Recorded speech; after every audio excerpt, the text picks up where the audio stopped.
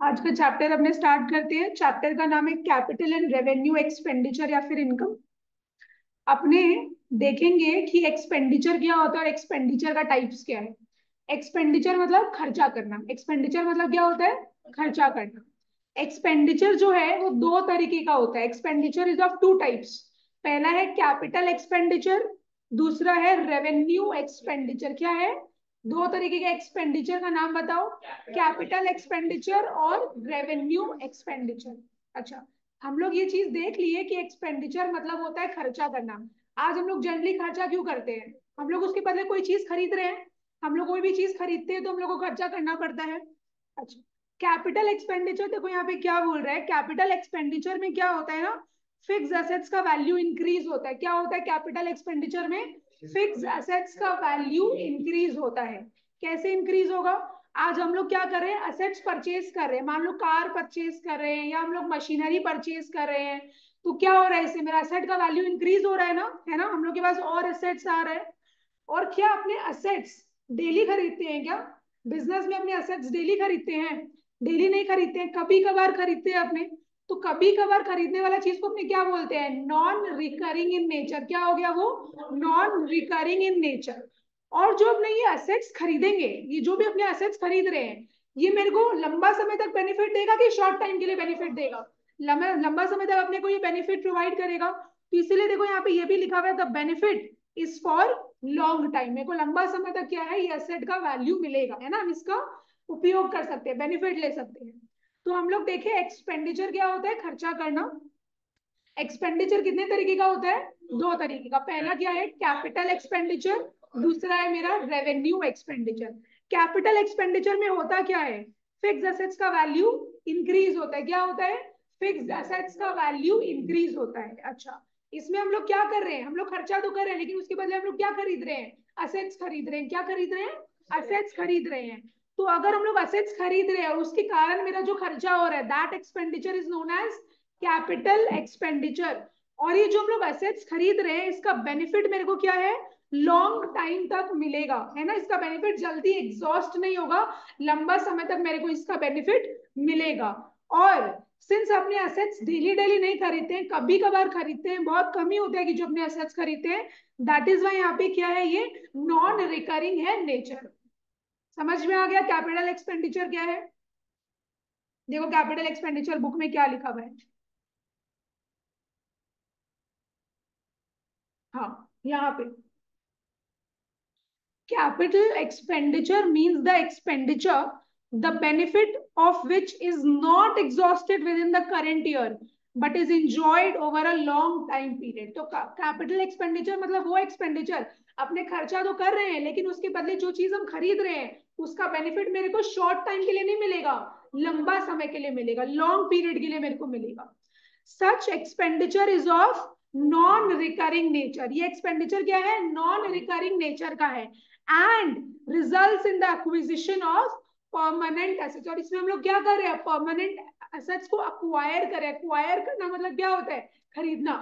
समझ में आया? अक्वायर करना मतलब क्या होता है? खरीदना। नहीं, एक्सपेंस इसीलिए नहीं बोल सकते बिकॉज ये तुमको लंबा समय तक बेनिफिट प्रोवाइड करेगा। Property acquired with the help of capital expenditure is utilized by the business for a long time. जो भी अपने assets खरीद रहे हैं, ये क्या है? बिजनेस इसको लॉन्ग टाइम तक यूज कर सकता है and thereby it earns revenue। और हम लोग जैसे मशीनरी खरीदे, मशीनरी के थ्रू अपने क्या करेंगे? मशीनरी मेरे को 10-20 साल तक काम देगा, 5-10 साल तो मेरे को मशीन काम आएगा ही। वो मशीनरी के थ्रू क्या करेंगे? अपने प्रोडक्शन करेंगे। प्रोडक्शन करेंगे तो अपने सामान बेच पाएंगे, फिर मेरे को क्या मिलेगा? रेवेन्यूज मिलेगा। हम तुम लोग को बताए थे शायद एक चीज, लेकिन एक बार वापस बता देते हैं। एक होता है रेवेन्यूज और एक होता है अपना इनकम या फिर प्रॉफिट। दोनों एक है कि अलग अलग है? अलग अलग है। रेवेन्यूज क्या हो गया मेरा? सेलिंग प्राइस हो गया। रेवेन्यूज क्या हो गया? सेलिंग प्राइस हो गया। हाँ, जैसे कि मान लो हम कुछ भी बेच रहे हैं, बॉटल बेच रहे हैं 1000 रुपया में। 1000 रुपए में क्या बेच रहे हैं? बॉटल बेच रहे हैं। तो ये मेरा क्या हो गया? रेवेन्यूज हो गया। ये मेरा सेलिंग प्राइस है। अब बॉटल को अगर हम बना रहे हैं, मान लो हम बनाते हैं बॉटल को, तो इसको बनाने का मेरा खर्चा भी लगा है। तो उसको कॉस्ट प्राइस बोलो चाहे एक्सपेंस बोलो, मेरा खर्चा कितना लग गया, मान लो 800 रुपया लग गया खर्चा, तो मेरा इनकम कितना हुआ 200 रुपए। ये इनकम क्या हो गया मेरा प्रॉफिट, तो मेरा प्रॉफिट है 200 रुपया। बहुत जन गोगा होता है, बोलता है 1000 रुपया प्रॉफिट है, 1000 रुपया प्रॉफिट नहीं है, प्रॉफिट मेरा 200 रुपया है, बिकॉज ये 1000 रुपए को कमाने के लिए हम 800 रुपया खर्चा भी किए हैं। तो जो डिफरेंस अमाउंट है, मैंने रेवेन्यूज और एक्सपेंस का जो डिफरेंस होता है वो मेरा इनकम या फिर प्रॉफिट होता है ना। तो प्रॉफिट के लिए मेरा रेवेन्यू क्या होना चाहिए, ज्यादा कि कम, ज्यादा होना चाहिए, और एक्सपेंस क्या होना चाहिए, कम होना चाहिए, तब रिजल्टिंग फिगर मेरा क्या आएगा, प्रॉफिट आएगा। और लॉस के केस में मेरा रेवेन्यूज क्या होना चाहिए, कम, और एक्सपेंस क्या होना चाहिए, ज्यादा होना चाहिए। आज मान लो हम बेच रहे हैं 800 रुपया में, लेकिन अब मेरा इसको बनाने का खर्चा लग जा रहा है 1000 रुपया, तो मेरा नेगेटिव में आंसर आ रहा है, तो ये 200 रुपया क्या है मेरा लॉस, 200 रुपया क्या है मेरा लॉस। तो लॉस के केस में मेरा रेवेन्यू कम है और एक्सपेंस ज्यादा है, तो रिजल्टिंग फिगर मेरा लॉस है। तो समझाने के लिए पढ़ा, हम तुम लोग को यहाँ पे रेवेन्यू वर्ड आया इसलिए तुम लोग को बता दिए कि रेवेन्यूज क्या होता है। हाँ तो देखो क्या लिखा हुआ है, thus all expenditures incurred to acquire or increase the value of fixed assets which are use in the business. आप देखो अपने फिक्स्ड एसेट्स क्या है, खरीद रहे हैं, मेरा फिक्स्ड एसेट्स का वैल्यू क्या हो रहा है, बढ़ रहा है, हम लोग क्या करेंगे, फिक्स्ड एसेट्स को अपने बिजनेस में यूज करेंगे, क्यों, for the purpose of earning revenues. इसको अपने क्या बोलते हैं, कैपिटल एक्सपेंडिचर बोलते हैं। तो जो असेट्स को खरीदने के लिए अपने जो भी खर्चा कर रहे हैं, वो खर्चा मेरा कौन सा खर्चा हो गया, कैपिटल एक्सपेंडिचर हो गया। समझ में आया कैपिटल एक्सपेंडिचर मतलब, अब अपना लर्न करने का बारी है। तो यहाँ पे तीन चीज जो है तुम लोग का मेन, कैपिटल एक्सपेंडिचर का जो मेन तुम लोग का कीवर्ड्स हो गया वो क्या है, कैपिटल एक्सपेंडिचर में क्या होता है, सबसे पहला फिक्स्ड एसेट्स का वैल्यू इंक्रीज होता है, फिक्स्ड एसेट्स का वैल्यू क्या हो रहा है, इंक्रीज हो रहा है। अच्छा, अपने यहाँ पे एसेट्स खरीद रहे हैं, उसके कारण मेरा जो खर्चा हो रहा है उस खर्चा को क्या बोलते हैं अपने, कैपिटल एक्सपेंडिचर। ये क्या है नेचर में, नॉन रिकरिंग है, और इसका बेनिफिट क्या है मेरे को, लॉन्ग टाइम तक मिलता है। और ये असेट्स जो अपने परचेज करते हैं, इससे अपने क्या कर सकते हैं, रेवेन्यूज जनरेट कर सकते हैं, इनकम्स अर्न कर सकते हैं। समझ में आया, तो ये कीवर्ड्स हो गया, ये सब तो तुम लोग को लिखना ही पड़ेगा, ये नहीं लिखेगा तो तुम लोग का मार्क्स कट जाएगा कैपिटल एक्सपेंडिचर में। और ये चैप्टर इतना शॉर्ट है, तुम लोग का इतना चीज काट दिया सिंस इसमें कुछ इलस्ट्रेशन वगैरह नहीं आ रहा है, तो इसमें तुम लोग का ये जो है ना कैपिटल एक्सपेंडिचर, तुम लोग एक और एक्सपेंडिचर पढ़ेगा रेवेन्यू एक्सपेंडिचर। फिर रिसीट्स में अपने लास्ट डे पढ़े थे कि कैपिटल रिसीट्स क्या होता है, रेवेन्यू रिसीट्स क्या होता है, और एक चीज और पढ़ेंगे डेफर्ड रेवेन्यू एक्सपेंडिचर। कुछ ना कुछ तो पक्का देगा ही, बिकॉज इसमें ये 5 डेफिनेशन ही है जो तुम लोग का बुक बोला है, और इन दोनों का डिफरेंस, तो ये देना ही देना है उसको, वो कुछ भी दे देगा लेकिन वो देगा 101%, बस चैप्टर बहुत शॉर्ट कर दिया। और हम लोग ये नहीं सोच सकते बोर्ड्स में कि भाई ये पढ़ लेंगे वो पढ़ लेंगे, नहीं, क्योंकि देखो तुम लोग का सिलेबस ऑलरेडी रिड्यूस्ड है। वो बोर्ड्स क्या करेगा, हर एक चैप्टर में से टारगेट करेगा, हर एक चैप्टर में से तुम लोग का कोई ना कोई क्वेश्चन रहेगा ही रहेगा, तो तुम लोग को हर एक चैप्टर पढ़ना पड़ेगा, तुम लोग कुछ भी स्किप नहीं कर सकता है। चलो कैपिटल एक्सपेंडिचर का डेफिनेशन अब, हाँ हाँ 15 ही तो चैप्टर है। आज अगर 20-25 चैप्टर होता, जैसे तुम लोग का 11 में 24 चैप्टर है, 9 में जैसे तुम लोग का 24 चैप्टर था, बट 11 में तो और थोड़ा आ जाता है, एक्सटेंड हो जाता है, तो उसमें फिर भी एक बात आ जाता है कि भाई हाँ ये वाला पढ़ लो वो वाला छोड़ दो, लेकिन इसमें तो 15 चैप्टर, इसमें क्या तो छोड़ेगा, तो पढ़ना सब इंपॉर्टेंट हो जाता है उस केस में। बोलो मेरे साथ, capital expenditure means the expenditure the benefit of which is not exhausted with in the current year but is enjoyed over a long time period, है ना। सबको ही बोलो, लर्न करो definition. Capital expenditure means the expenditure the benefit of which is not exhausted with in the current year but is enjoyed over a long time period. Such expenditure is of non-recurring nature and results in the acquisition of permanent asset. दो चीज हो गया, such expenditure is of non-recurring nature and it results in the acquisition of permanent assets. वापस से बोलो पूरा, capital expenditure means the expenditure the benefit of which is not exhausted within the current year but is enjoyed over a long time period. Such expenditure is of non-recurring nature and it results in the acquisition of permanent assets. ठीक है, Property acquired with the help of capital expenditure is utilized by the business for a long time period and thereby it earns revenue. ठीक है, फिर यहाँ पे अगर देखो तुम लोग को ये वाला डेफिनेशन लिखना है यहाँ से यहाँ तक, तो भी तुम लोग लिख सकता है। अगर तुम लोग को ये वाला देखो यहाँ पे भी लिखा हुआ है आर कॉल्ड कैपिटल एक्सपेंडिचर, तो तुम लोग ये वाला पार्ट भी लिख सकता है। All expenditures incurred to acquire or increase the value of fixed assets. अपने खर्चा कर रहे हैं, इससे क्या होगा, मेरा फिक्स्ड एसेट्स का वैल्यू इंक्रीज होगा और ये फिक्स्ड एसेट्स को अपने क्या करेंगे, बिजनेस में यूज करेंगे। किस लिए, for the purpose of earning revenues. तो ऐसे खर्चे को अपने क्या बोलते हैं, कैपिटल एक्सपेंडिचर। समझ में आया।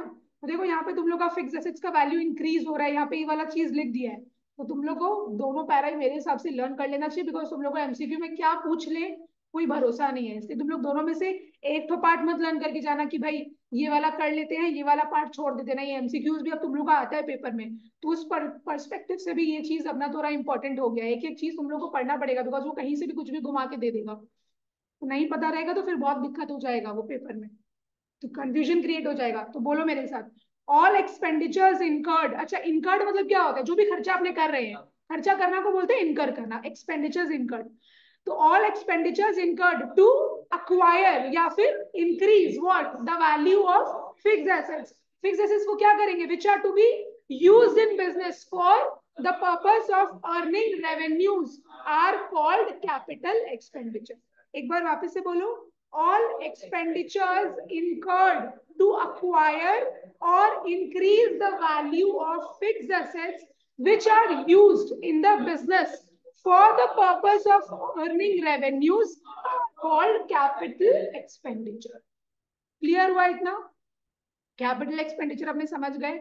अब देखो तुम लोग का जो स्कोप है ना, उसमें लिखा है इसका मीनिंग कैपिटल एक्सपेंडिचर। एक्सपेंडिचर के अंदर दो चीज आ रहा है अपने, देखे कैपिटल एक्सपेंडिचर आ रहा है और दूसरा क्या है, रेवेन्यू एक्सपेंडिचर।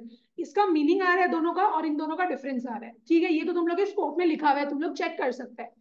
अब हम एक चीज में कंफ्यूज है, तुम लोग का देखो अगर सिर्फ बोला होता ना कि कैपिटल एक्सपेंडिचर रेवेन्यू एक्सपेंडिचर, इसका मतलब तो अपने को सारा पढ़ना पड़ता है, लेकिन तुम लोग का ब्रैकेट में एकदम स्पेसिफाई कर दिया है कि मीनिंग आ रहा है और डिफरेंस आ रहा है। ठीक है, हाँ एग्जाम्पल्स।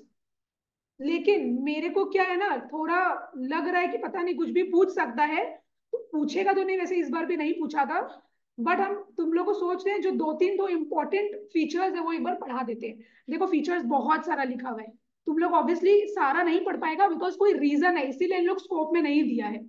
ये हायर लेवल में है थोड़ा, तुम लोग जब अकाउंट से सब करने लगेगा ना, तब तुम लोग को ये सब चीज का बेसिक नॉलेज आएगा कि क्यों लिखा हुआ है यहाँ पे। तो अपने सारा चीज पढ़ेंगे तो तुम लोग कंफ्यूज हो जाएगा।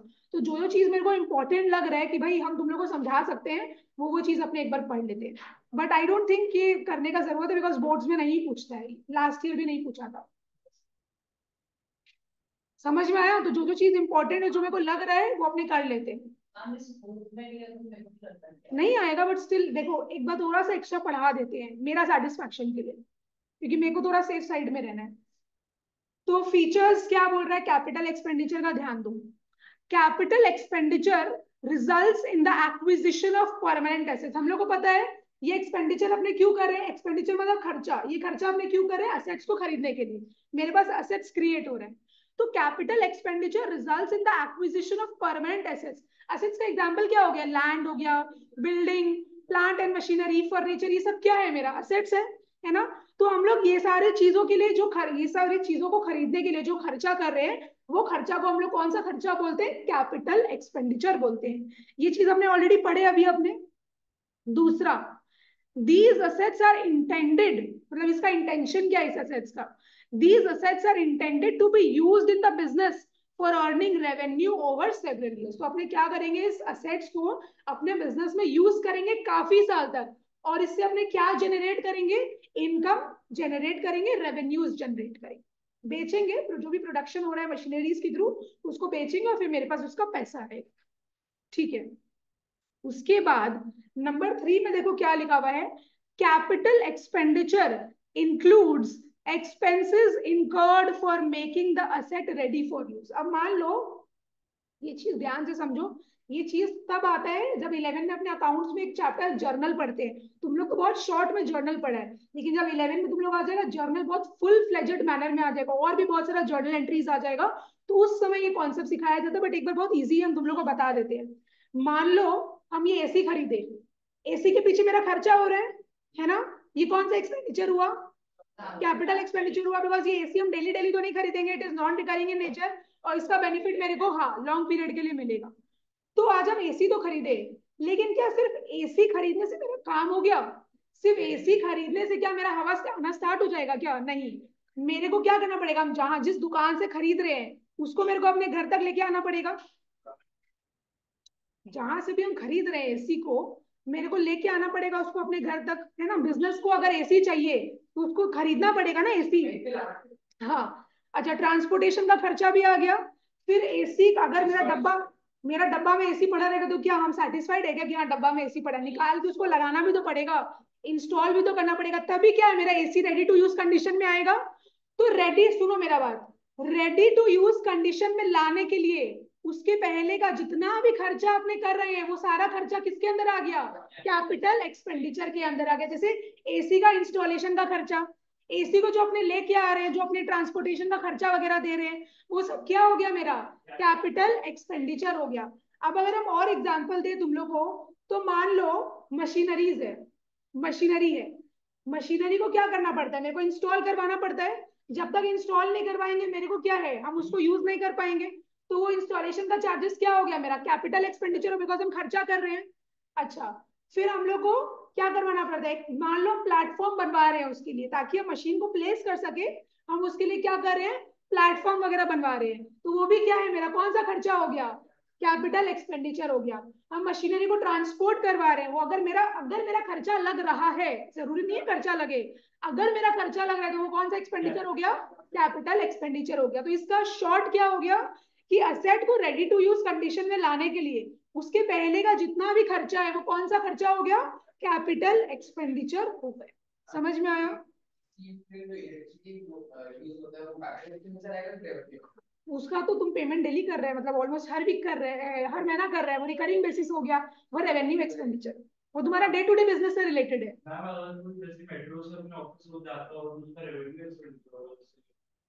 डेट, हाँ तुम बोल सकते हैं, वो तुम्हारा नॉर्मल बिजनेस से रिलेटेड है, डे टू डे ऑपरेशन से रिलेटेड है।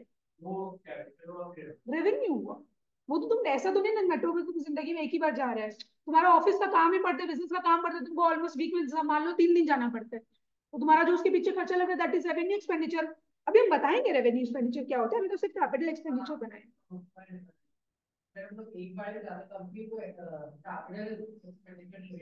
नहीं, कैपिटल एक्सपेंडिचर में भी एसेट्स का बात कर रहे हैं। समझ में आया? हाँ एग्जैक्टली देखो, कैपिटल एक्सपेंडिचर एक बार वापस से पढ़ लेते हैं वाला part. Capital expenditure includes expenses incurred for making the asset ready for use. Asset को रेडी टू यूज कंडीशन में लाने के लिए उसके पहले का जितना भी खर्चा है वो मेरा कौन सा खर्चा है? Capital expenditure. यहाँ पे एग्जांपल्स लिखा हुआ है, wages paid for erecting machines, तो मशीन्स को इंस्टॉल करने के लिए अपने क्या कर रहे हैं? वेजेस वगैरह दे रहे हैं, बिकॉज आज अपने तो मशीनरी को इंस्टॉल नहीं कर सकते ना, हर आदमी का तो बस का बात नहीं होता है। And cost of platform on which the machines will be fixed, तो अपने प्लेटफॉर्म वगैरह बना रहे हैं जहाँ पे मशीन को फिक्स किया जाएगा, तो जब तक प्लेटफॉर्म नहीं बनाएंगे, मान लो वो मशीन को अपने इंस्टॉल कर ही नहीं सकते, मशीन को अपने यूज ही नहीं कर सकते, तो मशीन को रेडी टू यूज कंडीशन में लाने के लिए ये सारा खर्चा किया जा रहा है, तो वो खर्चा मेरा कैपिटल एक्सपेंडिचर माना जा रहा है। Cartage paid on acquiring plants and machinery, what you mean by cartage? Cartage क्या हो गया? खर्चा, कन्वेंस चार्जेस, ट्रांसपोर्टेशन का खर्चा, ठीक है। फ्रेट बोलो, कैरेज बोलो, सब ये सब क्या है? ट्रांसपोर्टेशन का खर्चा है। तो अगर अपने प्लांट एंड मशीनरी को ला रहे हैं कहीं से, मेरा खर्चा वगैरह कुछ लग रहा है, तो वो कौन सा खर्चा हो गया? कैपिटल एक्सपेंडिचर हो गया। अरे वो प्लांट नहीं है बाबा, मशीनरी को यहाँ पे प्लांट एंड मशीनरीज बोला जाता है, समझे? क्योंकि बिजनेस में बहुत लंबा लंबा भारी भारी प्लांट एंड मशीनरीज यूज होता है ना, तो वो प्लांट, पेड़ पौधा नहीं बोल रहे हैं यहाँ पे। हे भगवान। हाँ, क्लियर हुआ इतना? अच्छा, उसके बाद हम देख लेते हैं, एक बार ये भी देख लो, एक्सपेंडिचर इनकर्ड, हम तुम लोग के बेनिफिट के लिए पढ़ा रहे हैं। श्योर है? छोटा छोटा का बात है, वो छोटा छोटा ही तुम लोग नहीं समझेगा ना, इससे तो छोटा बड़ा देख के थोड़ी ना पढ़ाया जाएगा। जो चीज तुम लोग अभी समझेगा ही नहीं वो पढ़ा के क्या फायदा, इसीलिए बोल रहे हैं छोटा बड़ा देख के नहीं पढ़ा रहे हैं। एक बार देख लो बाबा।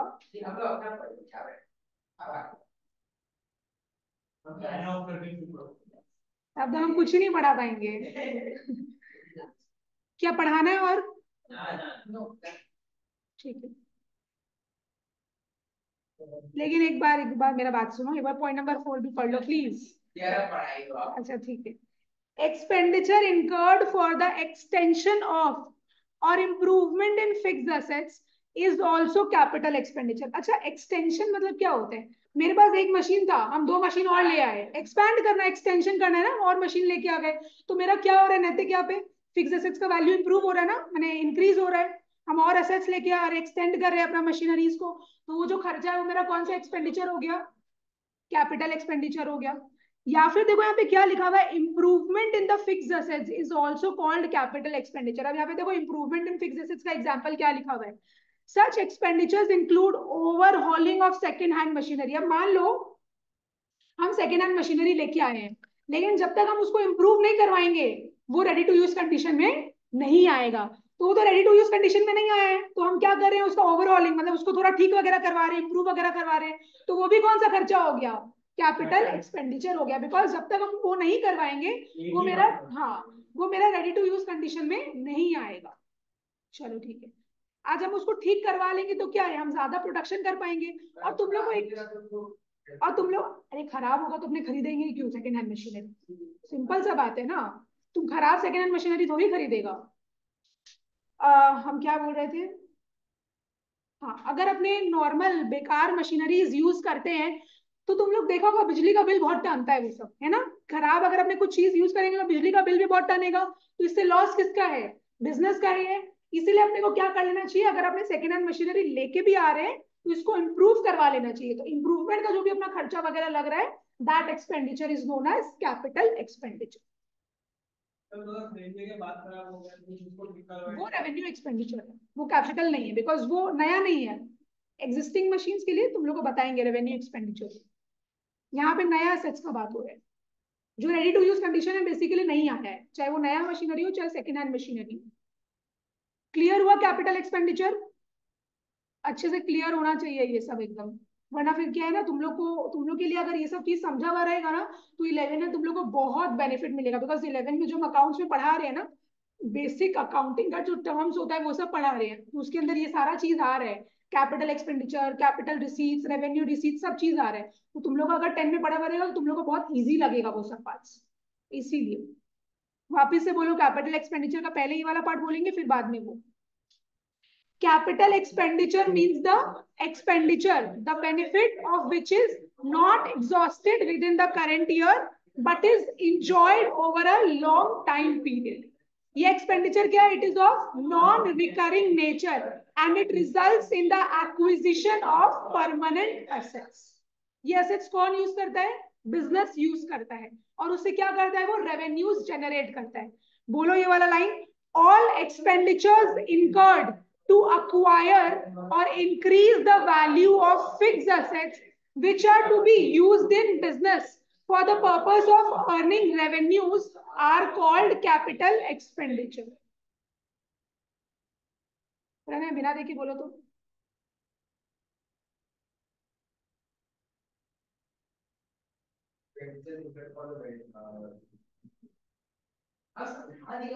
समझाना नहीं, समझा तो हम दिए, मेरे को लर्न करवाना है इसलिए हम बुलवा रहे हैं।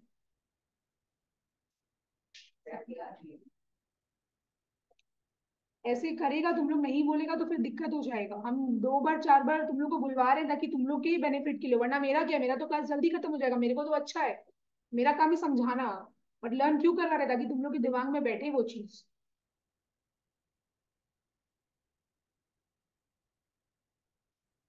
एग्जाम्पल्स में आओ। एग्जाम्पल्स किसका पढ़ेंगे अपने? कैपिटल एक्सपेंडिचर का पढ़ेंगे। ये एग्जाम्पल्स तुम लोग को करना पड़ेगा, सारा नहीं करेंगे, इसमें से हम देख के तुम लोग को समझा देंगे। क्योंकि अपना स्कोप में एग्जांपल्स भी लिखा हुआ है, तो मेन मेन एग्जांपल्स जो यहाँ पे दिया हुआ है जो समझने लायक है अभी तुम लोग का, वो सब हम तुम लोग को समझा देते हैं। देखो पहला वाला क्या लिखा हुआ है, ये चीज तुम लोग को ऑलरेडी पता है। Purchase of land, building, plant and machinery, equipments, furniture, loose tools, ये सब क्या हो गया मेरा, असेट्स हो गया है ना। ये सब अगर हम लोग खरीद रहे हैं तो इससे क्या हो रहा है, मेरा असेट्स का वैल्यू इंक्रीज हो रहा है। और ये सब क्या है, अपने कभी कभार खरीदते हैं, ये नॉन रिकरिंग है नेचर में, उसका बेनिफिट मेरे को लंबा समय तक मिलता है। तो ये कौन सा एक्सपेंडिचर हो गया, कैपिटल एक्सपेंडिचर हो गया। ठीक है, उसके बाद देखो ये वाला number B, cost of addition extension. अच्छा एडिशन बोलो चाहे एक्सटेंशन बोलो चाहे एक्सपेंशन बोलो, अपने क्या हो रहा है, एडिशन मतलब एक मशीन था दो और लेके आ रहे तो एडिशन हो रहा है ना, इसी को एक्सटेंशन बोलते हैं। And improvements to existing fixed assets, अपने पास क्या था, सेकंड हैंड मशीनरी था, उसको क्या कर रहे हैं अपने रेडी टू यूज कंडीशन में लाने के लिए इम्प्रूव करवा रहे हैं। तो वो जो खर्चा आपने उसके ऊपर कर रहे हैं वो मेरा कौन सा खर्चा हो गया, कैपिटल एक्सपेंडिचर हो गया। ठीक है, यहाँ देखो थर्ड पॉइंट में भी सेम ही लिखा है, cost of overhauling second hand machine, तो ये इससे रिलेट कर रहा है। कॉस्ट ऑफ ओवरऑलिंग मतलब ठीक करना, सेकेंड हैंड मशीनरी को रेडी टू यूज कंडीशन में लेके आना। अच्छा देखो पॉइंट नंबर 4 भी सेम लिखा है, expenses incurred for putting an asset into working condition, ताकि मेरा एक एसेट वर्किंग कंडीशन में आ जाए, रेडी टू यूज कंडीशन में आ जाए, तो उसके लिए अपने जो भी खर्चा कर रहे हैं वो क्या है, कैपिटल एक्सपेंडिचर। तो तुम लोग देखा पॉइंट नंबर 2 3 4 तीनों रिलेट कर रहे हैं एक दूसरे से। उसके बाद देखो पॉइंट नंबर ई पढ़ो एक बार, कॉस्ट ऑफ इंक्रीजिंग और इंप्रूविंग द अर्निंग कैपेसिटी और installed capacity of the business. तो इसमें भी क्या है, सेम ही है। आज अगर अपने मशीनरी कोई ऐड कर रहे हैं, मशीनरी लेके आ रहे हैं, तो इससे क्या होगा, मेरा अर्निंग्स बढ़ेगा, है ना, हम ज्यादा प्रोडक्शन कर पाएंगे, बेच पाएंगे, तो मेरा अर्निंग्स इंप्रूव होगा, अर्निंग कैपेसिटी इंप्रूव हो रहा है। अच्छा पॉइंट नंबर एफ तुम लोग छोड़ दो, पॉइंट नंबर जी में आओ, expenses incurred in connection with the purchase of land and building such as fees paid to lawyer और रजिस्ट्रेशन फीस। देखो आपने क्या पढ़े पहला वाला पॉइंट में कि अपने लैंड एंड बिल्डिंग परचेज कर रहे हैं, लेकिन लैंड एंड बिल्डिंग परचेज करना इतना इजी नहीं होता है। ताकि वो असेट मेरे पास आ जाए, मेरे को क्या है ना, लॉयर वगैरह को कुछ फीस वगैरह देना पड़ता है, कमीशन वगैरह देना पड़ता है, ब्रोकरेज वगैरह देना पड़ता है, उसका रजिस्ट्रेशन करवाना पड़ता है मेरे नाम पे कि भाई हाँ ये मेरा होने वाला है, ये बिल्डिंग मेरा होने वाला है, कि लैंड मेरा होने वाला है। तो जब तक हम रजिस्ट्रेशन नहीं करवाएंगे क्या वो असेट मेरे नाम पे हो पाएगा, क्या हम उसको यूज कर पाएंगे, नहीं। तो ये जो फीस अपने पेमेंट कर रहे हैं, ये जो अपने रजिस्ट्रेशन फीस दे रहे हैं, ये सारा कौन सा खर्चा हो गया, कैपिटल एक्सपेंडिचर हो गए। ताकि वो एसेट को हम यूज कर सके, वो मेरे नाम पे हो सके, हम उसको रेडी टू यूज कंडीशन में ला सके, तो उसके पीछे का जो भी खर्चा है, चाहे हम लॉयर को फीस दे, चाहे हम किसी को रजिस्ट्रेशन फीस दे, ये सारा खर्चा मेरा कहाँ आ गया, कैपिटल एक्सपेंडिचर के अंदर। क्लियर।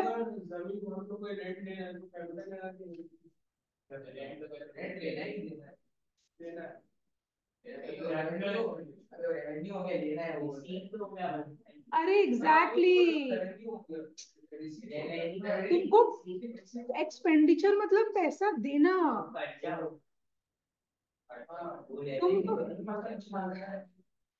तुम तो पैसा ले रहे हैं यहाँ पे, तो लास्ट डे पढ़ा ना तुम, भूल गया। नैतिक मिलना मतलब तो थोड़ी ना एक्सपेंडिचर हो गया, तुमको आज कुछ पैसा मिल रहा है तो तुम्हारा एक्सपेंडिचर है क्या वो, तो फिर तुम ऐसा क्वेश्चन पूछ कैसे सकता है, ऐसे मत बोलो। समझ में आया कैपिटल एक्सपेंडिचर, तो ये इंपॉर्टेंट था, इसका मीनिंग हो गया, ये सारे एग्जांपल्स हो गए। अच्छा अब रेवेन्यू एक्सपेंडिचर में आओ, चलो रेवेन्यू एक्सपेंडिचर, एक्सपेंडिचर मतलब अपने को पता है खर्चा करना, तो बिजनेस को चलाने के लिए डे टू डे ऑपरेशंस के लिए अपना जो भी खर्चा हो रहा है वो कौन सा खर्चा हो गया, रेवेन्यू एक्सपेंडिचर हो गया। अपने क्या करते हैं, सैलरीज देते हैं, रेंट देते हैं, वेजेस दे रहे हैं, अगर अपना कोई गाड़ी वगैरह है तो फ्यूल वगैरह भरवा रहे हैं, पेट्रोल वगैरह भरवा रहे हैं ना, अगर पेट्रोल नहीं भरवाएंगे तो गाड़ी चलेगा कैसे। तो ये जो भी मेरा डे टू डे एक्सपेंस है, बिजनेस को चलाने के लिए मेरे को जो भी खर्चा करना पड़ता है, वो मेरा कौन सा एक्सपेंडिचर हो गया, रेवेन्यू एक्सपेंडिचर हो गया। और ये नॉन रिकरिंग है कि रिकरिंग हो गया, रिकरिंग हो गया, बिकॉज ये खर्चा मेरे को बार बार करना पड़ता है। ऐसा तो नहीं कि हम अपना एम्प्लॉयज को पूरा साल खटा लिया और उसको साल में एक ही बार सैलरी दी है, नहीं है ना, ऐसा नहीं है, मेरे को बार बार उसको जितना महीना काम करेगा उतना महीना मेरे को उसको सैलरी देना पड़ेगा, वेजेस देना पड़ेगा। तो ये रिकरिंग इन नेचर, ये खर्चा क्या है, रिकरिंग इन नेचर है, मेरे को बार बार ये खर्चा करना पड़ता है। इसीलिए मैं पे लिखे for meeting day to day requirements of business, तो बिजनेस का डे टू डे रिक्वायरमेंट्स के लिए मेरे को जो भी खर्चा करना पड़ रहा है, that expenditure is known as revenue expenditure. ठीक है, लिखा हुआ है ये सबका? एक बार डेफिनेशन में आ जाओ।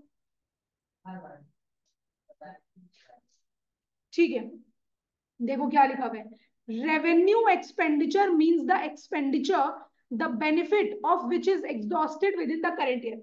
अब हम लोग मान लो, इसका मतलब क्या हो गया, तुम लोग पहले बताओ तो फिर हम बताएंगे।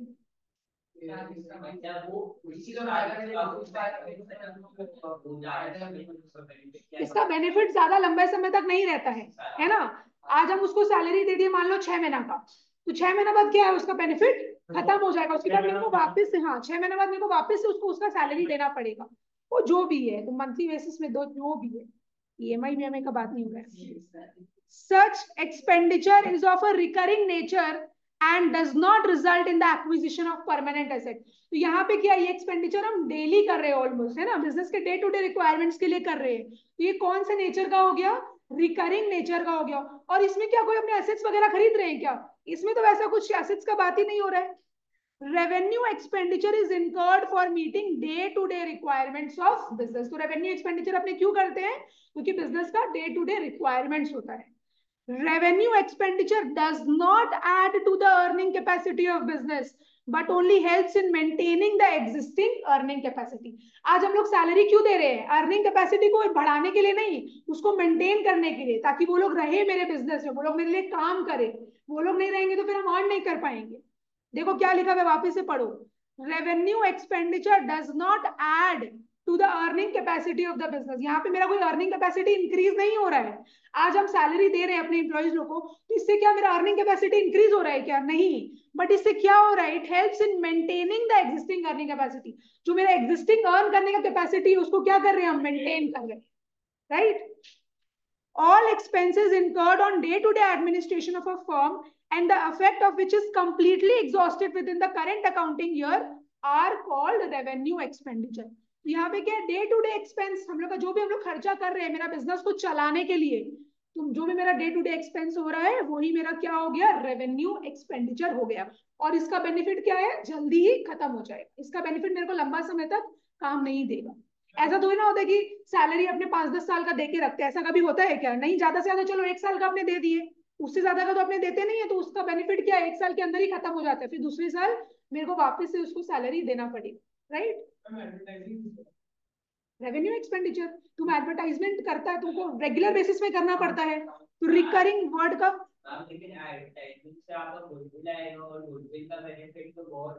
वो एक अलग चीज है। हर अलग, देखो गुडविल तुम्हारा असेट के कैटेगरी के अंदर आ गया, लेकिन तुम्हारा क्या है, इसमें अलग अलग हेड्स हो गया ना। जो तुम एक बार खर्चा कर रहे हो तो तुम्हारा एक्सपेंस हो गया, वो तो कैपिटल को रिड्यूस करता है।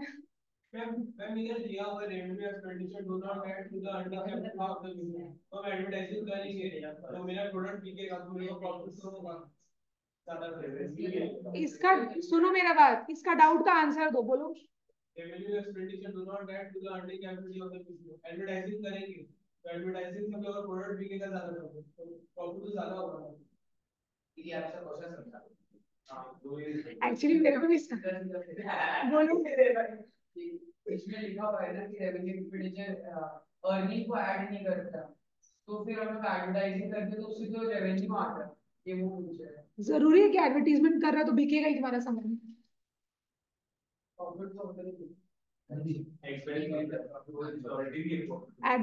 श्योरिटी नहीं है ना बाबू कि वो बढ़े ही, तुमको एडवर्टीजमेंट करना पड़ रहा है, लेकिन जरूरी नहीं तुम एडवर्टीजमेंट करो तो आज समझो हम मान लो हम एडवर्टीजमेंट कर दिए कि हम लोग के पास स्टूडेंट्स है, जरूरी है क्या स्टूडेंट्स आए?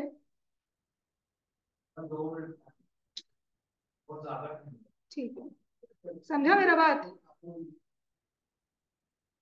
तुम जो एडवर्टीजमेंट कर रहे हो उससे जरूरी नहीं है कि तुम्हारा सेल्स हो, तुम्हारा सेल्स इंक्रीज होना जरूरी नहीं है। हो सकता है तुम्हारा सेल्स नहीं हो रहा है, जितना हो रहा है उसी हिसाब से हो रहा है, कुछ एक्स्ट्रा नहीं हो रहा है। हाँ जरूरी नहीं, बस तुमको करना पड़ता है तुम्हारा बिजनेस को चलाने के लिए। तुम ये सब खर्चा करता है अपना बिजनेस को चलाने के लिए। नहीं,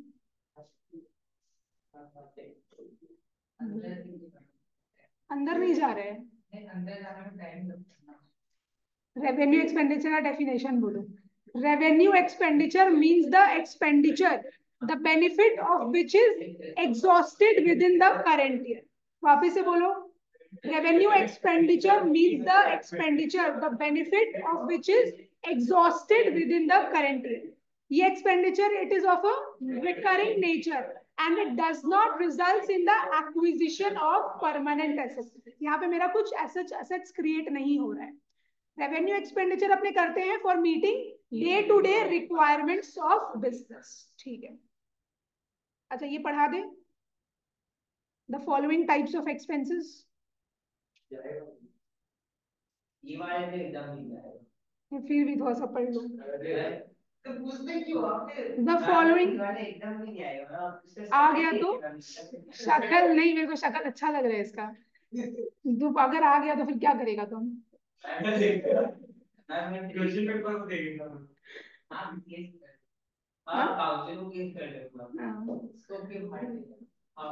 चलो आओ देखो. द फॉलोइंग, दो तीन तो पढ़ लो. The following types of expenses are included in revenue expenditure. सबसे, अरे बाबा लास्ट तुम पढ़ो चुपचाप. Expenses incurred for the day to day running of business. तो बिजनेस का डे टू डे क्या होता है? रनिंग खर्चा होता है. देखो यहाँ पे क्या लिखा हुआ है. These expenses do not yield any benefit beyond the current year and their effect is short lived. Example, rent, salaries, wages, power and fuel etc. आज अपने समझो गाड़ी में पेट्रोल भरवा लिए तो क्या वो अपने को जिंदगी भर काम देगा क्या? कि वो कुछ टाइम के बाद एग्जॉस्ट हो जाएगा, कुछ टाइम के बाद वो खत्म हो जाएगा, वापस से वो खर्चा मेरे को करना पड़ेगा. तो रेवेन्यू एक्सपेंडिचर मतलब ऐसा एक्सपेंडिचर जिसका बेनिफिट क्या है, थोड़े टाइम पे ही खत्म हो जाता है. यहां तक मार्क करूं. दूसरा में आओ. Expenses incurred for the upkeep of fixed assets. देखो यहाँ पे क्या बोल रहे हैं. Fixed assets represent, fixed assets क्या हो गया? कौन सा expenditure? Capital expenditure. But the expenses incurred to keep them in good working conditions such as repairs and maintenance are revenue expenditure. जब अपने फिक्स्ड एसेट्स खरीदे तब तो क्या वो मेरा कैपिटल एक्सपेंडिचर हो गया. अब मशीनरीज को क्या करवाना पड़ता है? मेरे को हर एक महीने में, मैंने समझो साल में 3 बार सर्विस करवाना पड़ेगा, है ना? सर्विस करवाना पड़ता है. या कोई एक पार्ट टूट फट गया है उसको रिपेयर करवाना पड़ेगा या कुछ नया उसमें पार्ट रिप्लेस करना पड़ेगा. तो वो कौन सा खर्चा हो गया? Revenue expenditure. कैपिटल के उससे भाई मशीनरी को तुमको सर्विस करवाना पड़ता है ना. आज जैसे मान लो ये फिल्टर है, आज जैसे तुम्हारा गाड़ी है, स्कूटी है, ये फिल्टर है, वॉशिंग मशीन है, ये सब तुम जब खरीद रहे एक बार, वो तुम एक बार खरीदा, वो तुम्हारा कैपिटल एक्सपेंडिचर हो गया. बिकॉज अब वो तुम लंबा समय तक यूज करेगा. लेकिन तुम उसको मेंटेन करने के लिए जो भी उसके पीछे खर्चा कर रहे, सर्विस करवा रहे, रिपेयर करवा रहे, वो तो तुम साल में 3 बार करवा रहे, वो तुम हर साल करवा रहे. तो वो कौन सा खर्चा हो गया? रेवेन्यू एक्सपेंडिचर हो गया. समझा मेरा बात नैतिक? बस यहाँ तक मार्क करूं.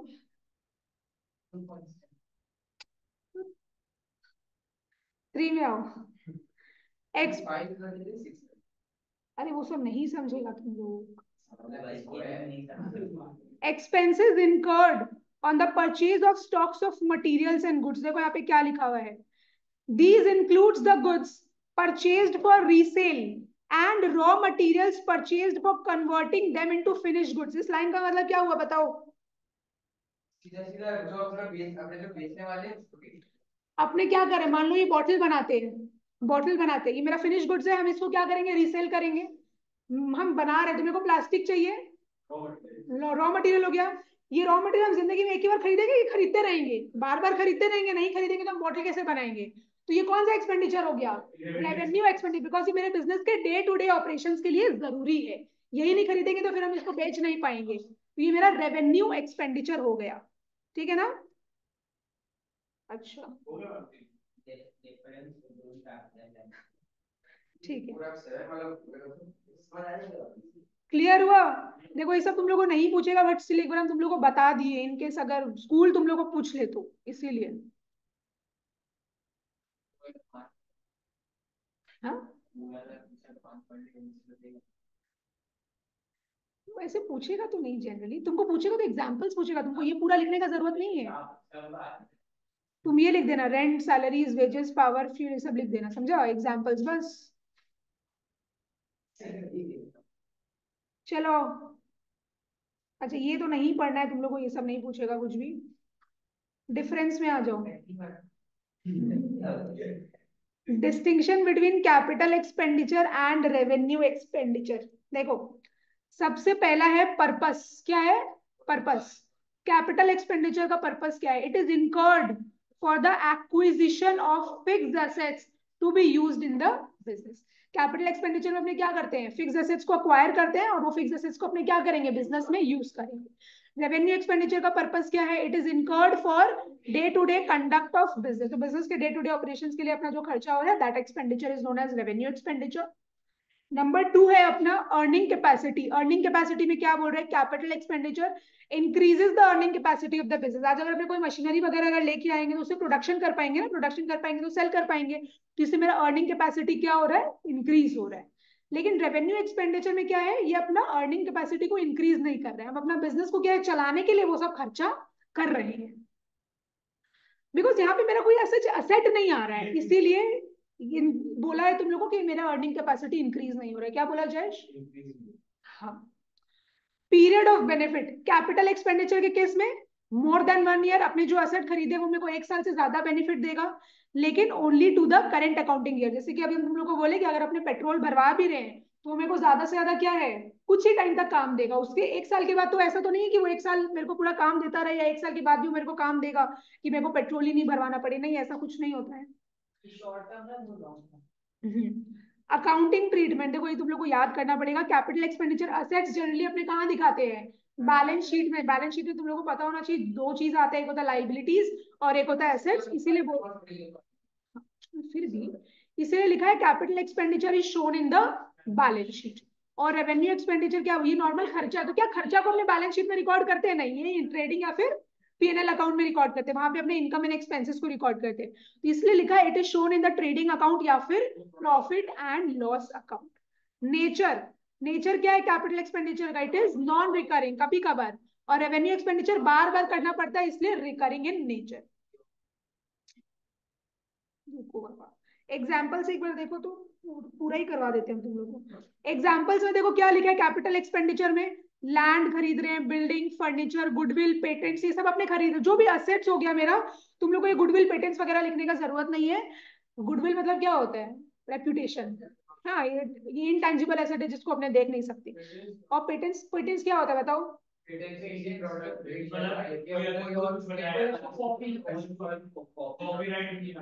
आज मान लो हम कोई आज हम कोई भी टेक्नोलॉजी बनाए हैं ताकि वो यूज नहीं कर सके दूसरा, वो मेरे पास ही राइट है, हम ही यूज कर पाएंगे उसको, तो हम उसका पेटेंट करवा लेते हैं। तो मेरे पास एक राइट आ जाता है कि हम ही उसको सिर्फ यूज करेंगे, कोई और उसको यूज नहीं कर पाएगा। That is known as patent. खरीद सकता है लेकिन उसको फिर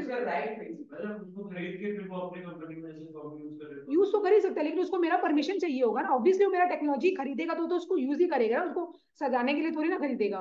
पर उसको मेरा परमिशन चाहिए होगा, बिकॉज अभी सिर्फ मेरे पास ही ये राइट है कि हम ही उसको यूज कर सकते हैं। अगर उसको खरीदना है तो मेरे को अप्रोच करेगा, हम उसको परमिशन देंगे तो वो यूज कर पाएगा, नहीं तो नहीं कर पाएगा।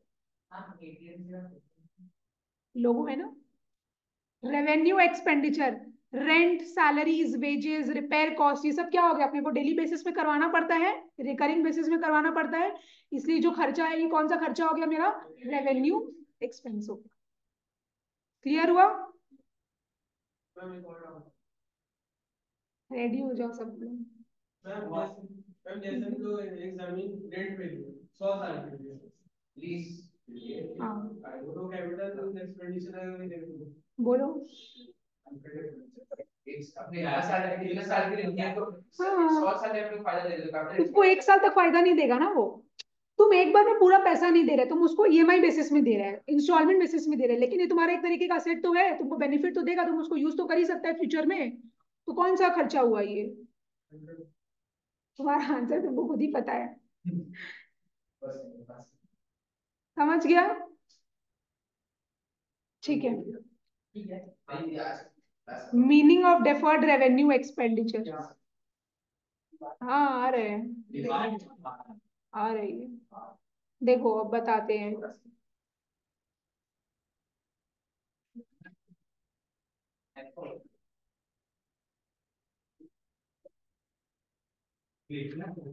नहीं, तुम लोग समझो। डेफर्ड रेवेन्यू एक्सपेंडिचर, इसमें क्या आ रहा है? रेवेन्यू एक्सपेंडिचर आ रहा है। देखो, तुम लोग मेरे को बताओ कि डेफर वर्ड का नॉर्मली कॉमर्स की लैंग्वेज में मत बताओ, डेफर मतलब क्या होता है तुम लोग अगर पता नहीं तो बोलो, अच्छा है बोलो, गलत बोलो, I don't have any problem, बोलो। नैतिक, डेफर्ड,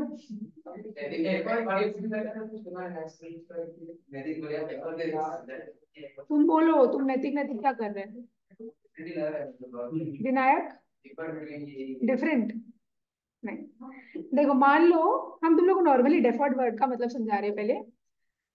जैसे कि मानो सीए का एग्जाम साल में 2 बार होता है, ठीक है ना, एक ही लेवल से। मान लो सीपीटी है, वो साल में 2 बार होता है, एक होता है मई में, एक होता है दिसंबर में।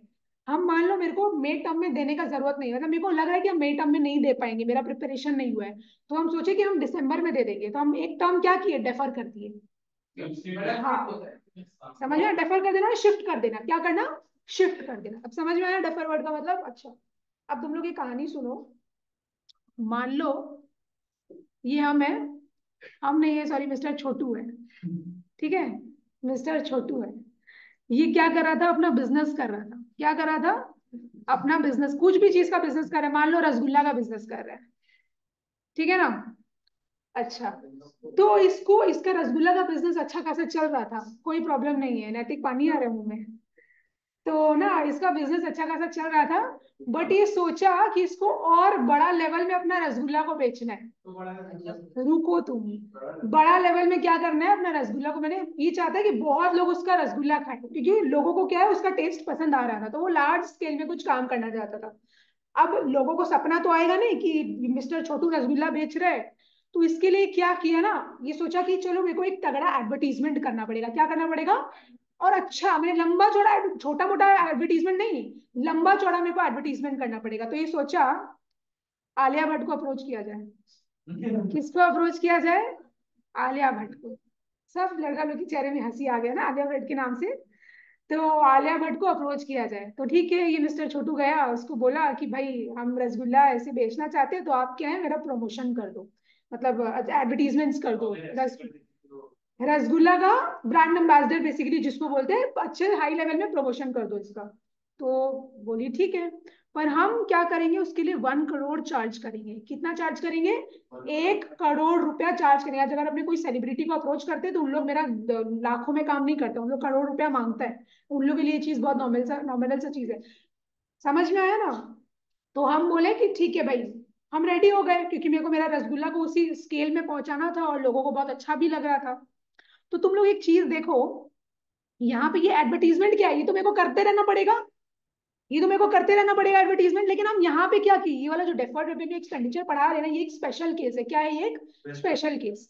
तो हम यहाँ पे क्या किए, हैवी एडवर्टीजमेंट कर दिए, हैवी एडवर्टीजमेंट कर दिया। अब तुम लोग एक चीज सोचो, मान लो ये मेरा प्रॉफिट एंड लॉस अकाउंट है, क्या है, प्रॉफिट एंड लॉस अकाउंट है। हम लोग इस साइड में क्या करते हैं, इनकम को रिकॉर्ड करते हैं, किसको किसको रिकॉर्ड करते हैं, इनकम। और इस साइड में क्या करते हैं, एक्सपेंसेस को रिकॉर्ड करते हैं। मेरा प्रॉफिट एंड लॉस अकाउंट में आता क्या है, नेट प्रॉफिट आता है, क्या आता है, नेट प्रॉफिट आता है। अब मान लो कि मेरा इनकम, यहाँ पे हम अपना इनकम दिखा रहे हैं 50 लाख का, कितना का दिखा रहे हैं कि मेरा 50 लाख का इनकम हुआ है। और हम लोग का प्रॉफिट कैसे आता है, इनकम माइनस एक्सपेंस। हम अगर अपना ये एक्सपेंस, ये जो एक्सपेंस मेरा हुआ है, हम अगर यहाँ पे दिखा दिए 1 करोड़, तो मेरा प्रॉफिट आएगा कि लॉस आएगा, लॉस आ जाएगा। तो ये तो भाई फिर तो मेरा कंपनी में कोई इन्वेस्ट नहीं करेगा, तो मेरा कंपनी बेकार हो जाएगा, कि तो भाई मेरा कंपनी बेकार है। हम कैसे अपना बैलेंस शीट में अपना कैसे फाइनल अकाउंट, हम अपना फाइनल अकाउंट में कैसे इसको लॉस में दिखा सकते हैं। तो हम क्या करते हैं ना, मान लो हम अज्यूम करते हैं यहाँ पे कि ये जो 1 करोड़ का बेनिफिट है, ये जो आलिया भट्ट ये जो मेरा प्रमोशन कर रही है, इससे हम ये अज्यूम कर लेंगे कि मेरे को इसका बेनिफिट 1 साल तक नहीं मिलेगा, मेरे को इसका बेनिफिट 4 साल तक मिलेगा। हम क्या मान लिए, हम ये अज्यूम कर लिए कि इसका मेरे को बेनिफिट 4 साल तक मिलेगा, ठीक है। तो हम अगर 4 साल बनाए, इसका बेनिफिट क्या है, मेरे को 4 साल तक मिलेगा, ठीक है ना। अब हम ये 1 करोड़ को क्या है, 4 साल में बांट रहे हैं, क्या करेंगे, इस 1 करोड़ का जो खर्चा हुआ है इसको हम 4 साल में बांट रहे हैं। तो 1 साल का कितना हुआ, 25 लाख, 25 लाख, 25 लाख करते करते हो गया। तो हम क्या किए, इस एक्सपेंस को, ये जो मेरा एक्सपेंडिचर है इसको हम डेफर कर दिए, इसको हम बांट दिए, कुछ सालों में बांट दिए। तो ये बांटना को क्या बोलते हैं, डेफर्ड रेवेन्यू एक्सपेंडिचर, ये एक्सपेंडिचर तो मेरे को करते रहना पड़ेगा। एडवर्टीजमेंट में ना रेवेन्यू एक्सपेंडिचर है, लेकिन एक स्पेशल केस है, इतना जो लंबा चौड़ा अपने एडवर्टीजमेंट कर, देखो जब कोई छोटा मोटा एडवर्टीजमेंट कर रहे हैं वो तो मेरा रेवेन्यू एक्सपेंडिचर है, ठीक है, लेकिन जब इतना लंबा चौड़ा एडवर्टीजमेंट कर रहे हैं, इसका जो खर्चा हो रहा है ना मेरा, ये अपने इस साल के प्रॉफिट एंड लॉस अकाउंट में नहीं दिखा सकता, बिकॉज ये क्या है, मेरा बैलेंस शीट लॉस में चला जाएगा, मेरा profit and loss account loss में चला जाएगा। इसलिए अपने क्या करते हैं, अपने ये अज्यूम कर लेते हैं, कंपनी से अज्यूम कर लेते हैं कि चलो ठीक है, मेरे को ये जो खर्चा हम किए ये मेरे को 4-5 साल तक बेनिफिट देगा, तो हम यहाँ पे वही अज्यूम कर ले कि मेरे को 4 साल तक बेनिफिट देगा, और हम ये खर्चा को क्या किए, बांट दिए। कैपिटल एक्सपेंडिचर नहीं हो उसमें, आपने बेसिकली तुम ऐसा नहीं बाबू, तुम ऐसा नहीं कि तुम एडवर्टीजमेंट नहीं करेगा, तुम फ्यूचर में भी करेगा, तुमको बार बार करते रहना पड़ेगा ये एक्सपेंडिचर। रिसीट के तुमको पैसा थोड़ी मिल रहा है, तुम तो पैसा दे रहा है, ये एक्सेप्शनल केस है, तुम लोग को बोल दिए ये रेवेन्यू एक्सपेंडिचर कैपिटल एक्सपेंडिचर कुछ नहीं है, this is deferred revenue expenditure. Deferred revenue expenditure में अपने ये जो खर्चा किए इसको 4 साल में बांट रहे हैं, एक साल में नहीं दिखा रहे, तो सिंस ये खर्चा को अपने बांट रहे हैं कुछ साल में, इसीलिए बोला है deferred revenue expenditure, because advertisement अपना रेवेन्यू एक्सपेंडिचर है, ये अपने को डे टू डे बेसिस में करना पड़ता है, बट सिंस इसका जो बहुत ज्यादा खर्चा कर रहे हैं, ये खर्चा को अपने इस साल के प्रॉफिट एंड लॉस अकाउंट में इसलिए नहीं दिखा रहे हैं बिकॉज मेरा profit and loss account negative में चला जाएगा। बाइफर्केशन कर दे, इस साल का जो प्रॉफिट एंड लॉस अकाउंट अपने बनाएंगे, अपने 1 करोड़ दिखाएंगे कि 25 लाख दिखाएंगे, 25 लाख दिखाएंगे, ताकि क्या है कि मेरा प्रॉफिट पॉजिटिव रहे, मेरा लॉस नहीं आएगा। हाँ, हर एक साल 25-25 लाख करके राइट ऑफ करते जाएंगे, एक्सपेंस के जैसे ट्रीट करते जाएंगे। समझ में आया? ये एक स्पेशल केस है, ये एक। नैतिक एनी डाउट्स? समझ में आया? तो जो हैवी हैवी रिपेयरिंग चार्जेस हो गया, हैवी एडवर्टीजमेंट्स हो गए, जहाँ पे हैवी वर्ड्स तुम लोग को दिखे ना, खर्चा किया कि कुछ भी हैवी अपने कुछ खर्चा किए, वो मेरा डेफर्ड रेवेन्यू एक्सपेंडिचर हो जाएगा। समझ में आया? देखो क्या लिखा हुआ है, तुम लोग रिलेट करना। Deferred revenue expenditure refers to the revenue expense the benefit of which extends beyond the current year. अपने क्या माने कि मेरे को 1 साल तक बेनिफिट नहीं मिलेगा, मेरे को लंबा समय तक बेनिफिट मिलेगा। However, such expenditure does not result in the acquisition of any permanent asset. लेकिन यहाँ पे क्या कोई अपने एसेट खरीद रहे हैं क्या? कोई एसेट तो ऐसा नहीं खरीद रहे हैं। एग्जाम्पल जैसे क्या हो गया, heavy advertising expenditure is incurred to introduce a new product in the market. तो अपने क्या किया, एक मार्केट में अपने को एक नया प्रोडक्ट इंट्रोड्यूस करना है, तो इसी जैसे हम तुम लोग को बोले कि हम जैसे रसगुल्ला का बिजनेस कर रहे हैं, मेरे को हम चाहते हैं कि मार्केट में और ये बिके, तो हम क्या किए, हैवी एडवर्टीजमेंट खर्चा कर दिया, हैवी एडवर्टाइजिंग कर दिए, उसके लिए क्या किया, हम 1 करोड़ रुपए दिए ना, तो ये हैवी एडवर्टाइजिंग कॉस्ट हो गया। The benefit of such expenditure is enjoyed by the business over a number of years. तो यहाँ पे हम क्या मान रहे हैं कि मेरे को बेनिफिट 1 साल तक नहीं मिलेगा, मेरे को बेनिफिट 4 साल तक मिलेगा। Therefore, such expenditure should be properly spread over several years. इसलिए हम क्या किए, ये खर्चा को हम 4 साल में स्प्रेड कर दिए, है ना। अब पोर्शन देखो, ध्यान दो, अब पोर्शन ऑफ दिस एक्सपेंडिचर, तो अपने 1 करोड़ रुपए खर्चा किए थे, लेकिन उसका पोर्शन कितना था, 25 लाख रुपया। अब portion of this expenditure is debited to profit and loss account in the current year. समझ में आया? And the remaining portion is shown as an asset in the balance sheet. और देखो यहाँ पे अपने क्या कर रहे हैं, यहाँ पे हम कुछ असेट खरीद नहीं रहे हैं, हम क्या किए, इस साल खर्चा कितना दिखा दिए, 25 लाख दिखा दिए, तो ये तो हम अपने क्या किए, प्रॉफिट एंड लॉस अकाउंट में डेबिट कर दिए कि भाई हम अपना खर्चा वहां पे दिखा दिए। लेकिन हम क्या मान रहे हैं, ये जो 75 लाख का जो खर्चा है, ये इसका बेनिफिट मेरे को बाद में मिलेगा, इसलिए हम क्या कर रहे हैं, इसको एक हम इसको बैलेंस शीट में दिखा दे रहे हैं। ये 75 लाख का ट्रीटमेंट अपने क्या कर रहे हैं, 75 लाख का ट्रीटमेंट आप बैलेंस शीट के असेट साइड में दिखा रहे हैं। हाँ, अगले यस बैलेंस शीट में चला जाए, अगले साल फिर हम ये 25 लाख चार्ज करेंगे, और जो रिमेनिंग 50 लाख बाकी रहेगा वो हम कहाँ दिखा देंगे, अपने बैलेंस शीट में।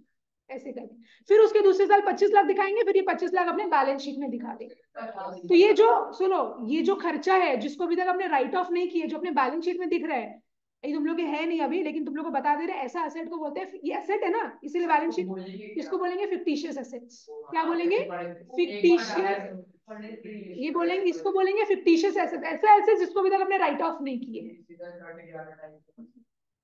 ऐसा खर्चा को बोलते हैं फिक्टिशियस। तुम लोग अभी मत समझो, बस इसको जानो कि जो अपने बैलेंस शीट में जिस पोर्शन को दिखा रहे हैं, जिसको अभी तक अपने एक्सपेंस के जैसे ट्रीट नहीं किए हैं, उसको क्या बोलेंगे? Fictitious assets. हो क्या गया? पढ़ो एक बार, देखो देखो एग्जाम्पल्स क्या लिखा है डेफर्ड रेवेन्यू एक्सपेंडिचर का? Heavy advertising expenses, heavy repairs, अपने जो भी लंबा चौड़ा खर्चा कर रहे हैं, expenses incurred to remove the business to a more convenient place, अपने बिजनेस को क्या करें? पूरा रिमूव कर रहे हैं, तो अपने उसके लिए जो भी खर्चा करे, एकदम लंबा चौड़ा खर्चा करे, that is my deferred revenue expenditure, because उसका खर्चा अपने इस साल एक बार में नहीं दिखा सकते, करोड़ों में खर्चा होता है। रिसर्च कर रहे तो अपना बहुत लंबा चौड़ा कुछ रुपया लग गया। प्रेलिमिनरी एक्सपेंसेस पता है क्या होता है? प्रेलिमिनरी वर्ड का मतलब क्या होता है नैतिक?